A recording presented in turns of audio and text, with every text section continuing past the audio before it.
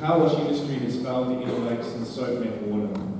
In the US alone, this $15 billion industry exploits workers, wastes water, scratches our cars, but even worse, it wastes our free time while we sit in a crappy chair and get an even crappier car wash. At Envy, we perfected the process of detailing a car without using water. That's right, you don't need water to detail cars.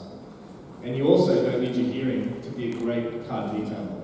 And that's why at Envy, we're committed to working with the deaf community, empowering and employing them in Envy.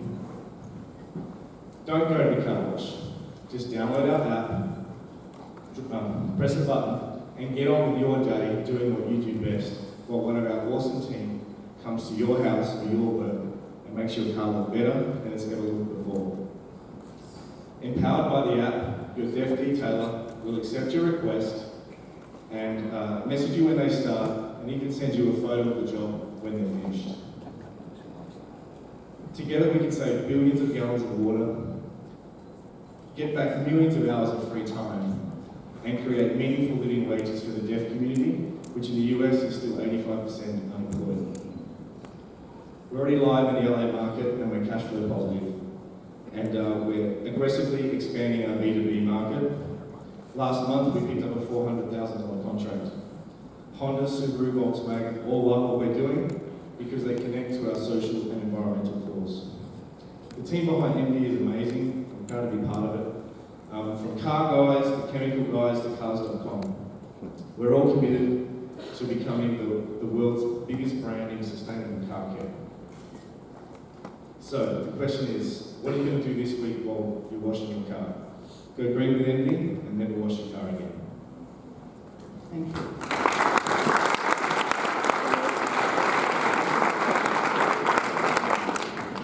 So what can you tell us about the chemicals that are being used? Are they chemicals? Yes, so I actually helped make the main solution we used over 10 years ago. I'm from Australia, if you haven't figured that out. And we ran out of water a long time ago. So enthusiasts and people that own antique cars don't wash their car anyway, not the way everyone else gets brainwashed.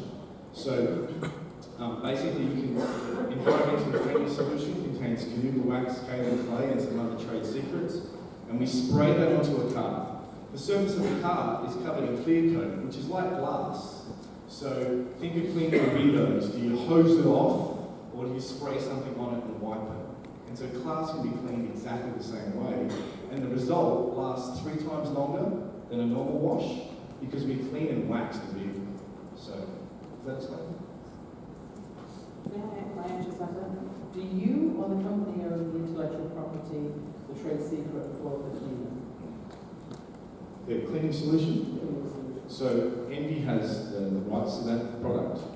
The product is sold in retail environments now, but it's sold to enthusiasts, so it's too expensive for detailers to use. So they just have stuck with that solution. Essentially, you invented, you own the IP, but you've licensed it to Envy. Thank you. The process of not using water, do you believe, is that solely an environmental decision, or do you believe that it's, is the end result a better wash? The end result is absolutely better. I want you to think about your own experience, say with your phone. If your phone screen gets dirty and you wipe off a shirt and get a certain degree of clean, if you clean it with a microfiber towel, it's even cleaner. And if you spray it with something and then clean it, that's the best result. That's what we're doing to cars. So and I want you to think, everyone to think about a car wash, right? They wet it, soap it, rub it, rinse it, dry it, and give it back to you. There's no waxing. There's very rarely microfiber. So, we are more of a detail than a wash. The fact that we can deliver that to you at your house or work for $49 inside and out of your car is just testament to the system that we've created. So you mentioned that the solution itself is too expensive for other detailers. How do you make the economics work then? Because I help make it, we get it nice and cheap. So, I'll give you an example. A $10 bottle that's sold, our cost is around 27 cents. So I get it in concentrate, we mix it here. Here, it's the cost of it. tell me a little bit more about the deaf workforce? Are they employees or contractors? And are you guys like 100% of your workforce? It's not 100% right now, but it's like 96%. So it's pretty close. We currently have a 1099 model where we actually, our team invoice us, but they get paid, some team elect to get paid per hour, and we use them in certain contracts, and some of our team members are getting paid per car.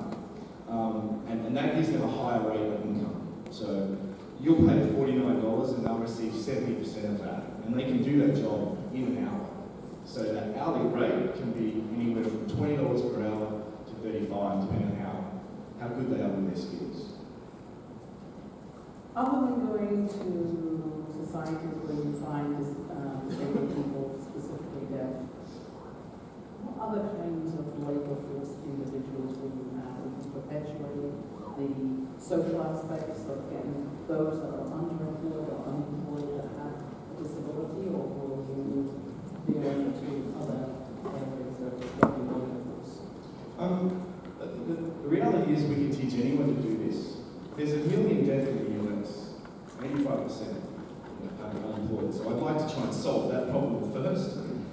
In LA, May Garcetti asked us to work with recently in Accelerator, and I have no problems doing that, but right now I'm just in love with the deaf community. I don't come from a background of having family members. I flew out to the US 2 years ago, did an event like this, and someone walked up out of the crowd and said, "If your app lets the detailed message, you can employ deaf people." And I was like, "Damn, that's good." So it's just expanded on from there. So, I'd love to work with the youth, personally. I remember what it was like being 15, 16, 17, and cars were my whole world, and they still are. So I'd love to do something with them, but for now, where we are as a business, there's enough deaf people that want to work for us. In fact, we've had people move from San Fran to LA because there's a job for them.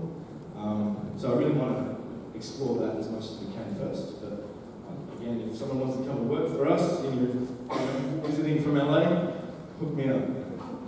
There have been several on-demand car wash services. Park your car in your office or in your home, and when you get back or wake up, it'll be cleaned. Is that your competitor set? And the ones I know are struggling to find enough demand to grow. Do you think that, which aspect of your business do you think sets you apart from them? The fact that you're not washing, is the fact that you're doing good by employing deaf people, is the fact that you... I'd say, look, all of the above, but most importantly, a lot of those startups, they were tech people, not car people. And you can go to their Yelp pages and read their reviews. And they're like the idea, but my car didn't look as good as the guy around the corner does. And I can rattle off 3 or 4 that have started and stopped. And ultimately, if you're giving me $49, you have an expectation as to what your car's going to look like. And we just keep delivering on that. Go to my Yelp page and look at our reviews. So first and foremost, we are a car detailing company, and we have to detail cars well, or else we're going to lose that consumer. We're also lucky that the cleaning solutions we use are so good, they're enthusiast quality, but we don't pay too much for them, so we have that competitive advantage. We're not... The other competitors, what price point were they? So for $49, unless I get it if you're a car enthusiast and have a valuable car, but for the average person, is $50 putting you outside of... A couple of them came into the market at a lower price point and failed, so I don't want to replicate that. But with that said, you can just get the outside of your car done for $39. It's cleaned and waxed. You didn't have to leave your house